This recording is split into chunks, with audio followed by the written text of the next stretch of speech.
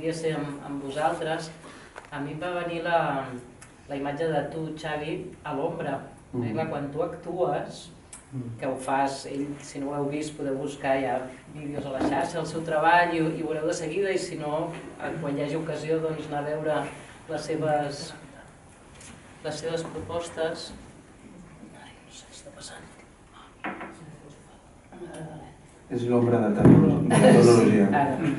Doncs, clar, la imatge que m'ha de venir no és tant l'ombra com allò que mirem o no mirem, sinó l'ombra també com a una condició que ens permet ser. Aleshores, tu, per exemple, la teva condició artística depèn de que tu puguis estar més a l'ombra, o a vegades no, a vegades la deixes, l'abandones i apareixes, però que tu puguis tenir una ombra que permeti que aculli aquest lloc del manipulador, en aquest cas, d'algú que ens està donant a veure altres coses que no és ell. Tot i que depenguin, en aquest cas, molt de les teves mans o de les teves maneres de moure i de fer parlar o de fer animar, com diu la Xara Hilarius, donar ànima i moviment i història i vida a determinats documents, a determinats objectes. Però em venia molt aquesta imatge, el Xavi està a l'ombra quan actua. I això també ho pensava de tots nosaltres, com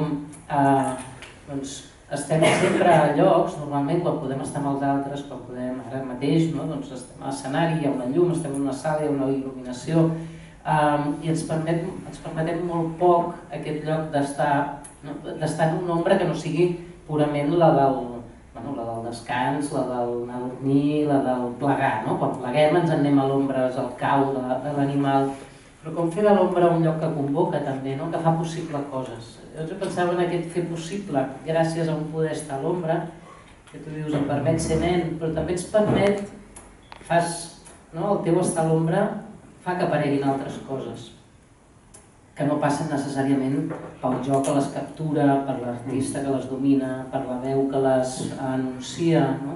I aquest fer possible depèn també d'aquesta llum fràgil, d'aquesta habilitat de deixar passar, de deixar veure, de deixar i de desviar la mirada, de desviar l'atenció. No sé si, seguint del fil del que parlaves, hi has pensat o com treballes o com penses o com estàs en aquesta ombra que ens deixa veure. Sí, totalment. Estàs al servei del que...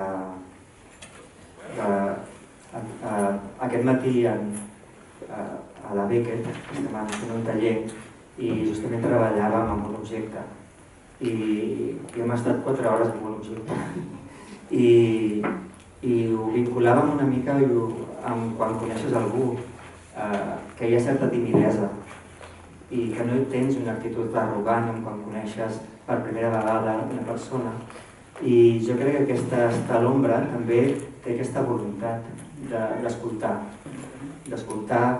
i moltes vegades justament a qui potser sembla que potser no et vol dir res però necessita més temps, i jo crec que justament és per mi una condició molt orgànica perquè en el silenci es convoquen altres comunicacions que no són potser tan directes però que treballen des de la suggerència d'una mirada, d'un gest i que són molt eloqüents. I aquesta predisposició potser et fa donar-te amb altres coses. Jo la figura de l'ombra la porto molt en dintre perquè realment fins i tot quan he treballat i en les propostes escèniques que he fet he treballat en penombra. Me'n recordo un espectacle que treballava 25 minuts que estava donant l'esquena al públic i no és que estiguis, però sí que intento evitar estar al centre d'atenció perquè m'agrada desplaçar l'atenció en altres, en petites escletxes que a vegades està forçant una mica que l'espectador faci un gir en el seu imaginari i no el centri en el centre, sinó que mirin al marge. I per mi mirant els marges és realment un regal, no? En aquest aspecte. Sí, mirant-nos moltes vegades als marges de nosaltres mateixos trobem ferides o dificultats que d'alguna manera ens constitueixen i que hem deixat de banda com una dificultat que hem travessat i que ja està, però ens ha constituït, no? És la idea de ferida constituent, no? En aquest sentit, quan mirem les ombres, podem jugar, les ombres que ens han constituït, podem jugar com una possibilitat fins i tot de creació, no? En aquest sentit, jo volia preguntar a Alberto quin paper té per tu, ara em parlarem amb el Xavier, el paper que té per ell, doncs, unes dificultats que va travessar d'atenció, d'escolta, i com ell ho ha transformat en una forma de crear també, però en el teu cas, mirant les paraules des d'un lloc molt diferent, que és des de la dislèxia, de quan ets molt petit i que comences a tenir una relació amb el llenguatge, primer per prescripció mèdica, però després hi ha un enamorament, no? Fas de la dislèxia, si m'ho permets dir així, una forma de lectura, ¿no? Sí, no fue en realidad una lección, ¿no? Claro. Uno se comprende en el cuerpo no lo que las palabras dicen, sino lo que las palabras nos hacen, lo que las palabras hacen, ¿no?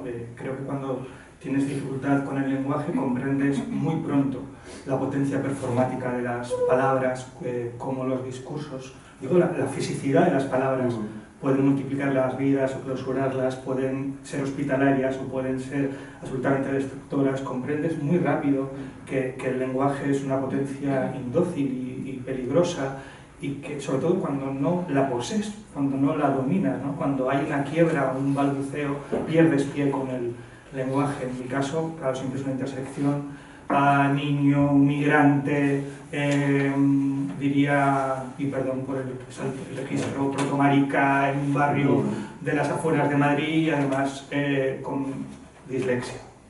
Y a partir de ahí es un encontronazo, una emboscada, hablando de sombra. Te ensombreces con las palabras, te ensombreces en el aula, te ensombreces con los demás porque sabes que no tienes esa potencia, y de repente ese perder pie, ese balbuceo, claro, te arroja, no tienes escapatoria. Yo no me podía escapar de las palabras porque no eran mías, y cuando intentaba pronunciar la R, ¿no? Eran palabras que me expulsaban, ¿no? Y cuando uno es expulsado del lenguaje, que es expulsado de los discursos, y esto también es uno de los asuntos centrales del teatro, ¿quién tiene la palabra y quién no la tiene? ¿Quién puede hablar y quién no puede hablar? ¿Quién dice la última palabra, ¿no? Estos son asuntos centrales del teatro, la disputa por la enunciación, no tanto por la idea, sino por el lugar. ¿Quién tiene palabra, ¿no?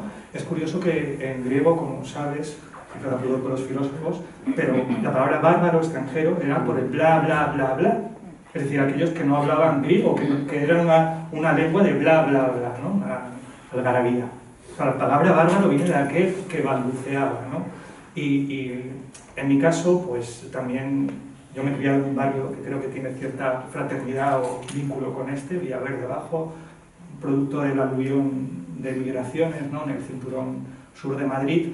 De repente, bueno, pues tuve la suerte de una educación pública que me ayudó a atravesar con un pasamanos esto, un logopeda, y a base de perder pie con las palabras, pues las amé, pero no fue una decisión. De repente tanta lectura, y dije, pues me he enamorado estoy enamorado, ¿no? de las palabras, ¿no? Y es verdad que una vez quisiera escaparse de ellas.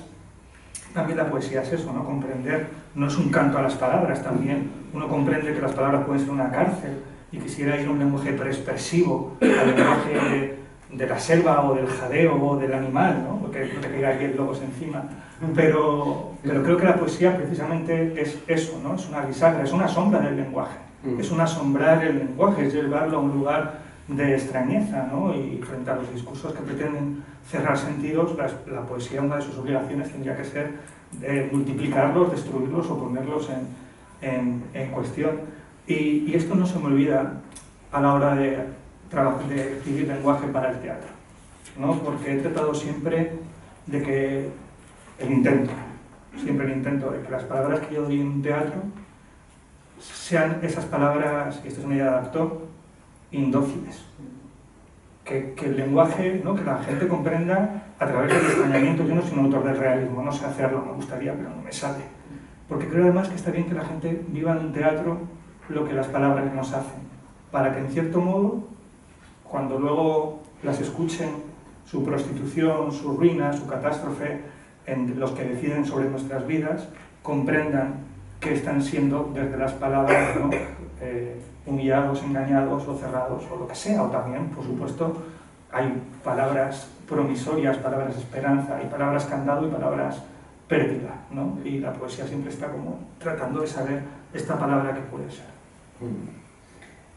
Estando en lo que ahora no solo explicabas, sino que describías con tanta precisión, ¿no? Lo que las palabras nos hacen o lo que podemos hacer con ellas, en los textos y en el teatro que he podido ver que se deriva de tus textos. El teatro tiene siempre esa cosa, ¿no? Los libros siempre los podemos ir a buscar, el teatro hay que tener la suerte maravillosa de poder coincidir en el tiempo y en el espacio con él, por lo tanto no siempre se ha visto todo, pero de lo que conozco de tu trabajo tuyo y de lo que conozco de la vez que he coincidido con vosotros en lo que habéis hecho juntos, y hablaremos de ello después, pienso que hay como uno de los hilos conductores de lo que haces con las palabras para que nos hagan todo esto que ahora describías, es ir también no solo a la sombra de las palabras, sino a las sombras, digamos, de la historia, no la historia necesariamente en mayúscula, también de las historias, a los personajes secundarios, como Patroclo, el anonimato de las fosas comunes, como el maestro Antonio Benages en la pieza El mar, el amor amigo compañero de García Lorca en La piedra oscura, como también ese otro, ¿no? Que está al lado del que recibe toda la luz de su legado, de su poesía, de su poética. Un poco, ¿qué te lleva ahí, ¿no? A ese lugar de lo no narrado, de lo silenciado, de lo enterrado literalmente, en el caso de las fosas comunes, en todas esas historias también que acaban siendo o bien puestas de lado, marginalizadas, o bien directamente combatidas, sin necesidad de que estés haciendo lo que sería explícitamente un teatro político en el sentido más banal de la palabra, y pues que toda vuestra obra es claramente política en el sentido más radical del término, pero sí ir ahí, ¿no? Como la sombra de las palabras nos permite ir a otras sombras que no son solo las del discurso, son otras.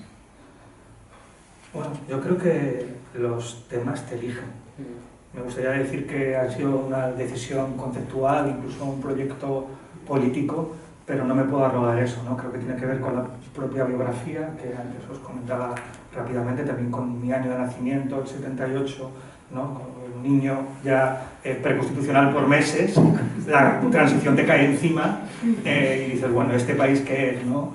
Y uno comprende rápido, también como nieto de derrotados, como hijo de migrantes, que comprende su sexualidad en los años feroces del VIH, del SIDA, con los barrios en que me crié destruido por la heroína y ante el abandono. Bueno, es decir, que uno dice, ¿qué hago con esto, no?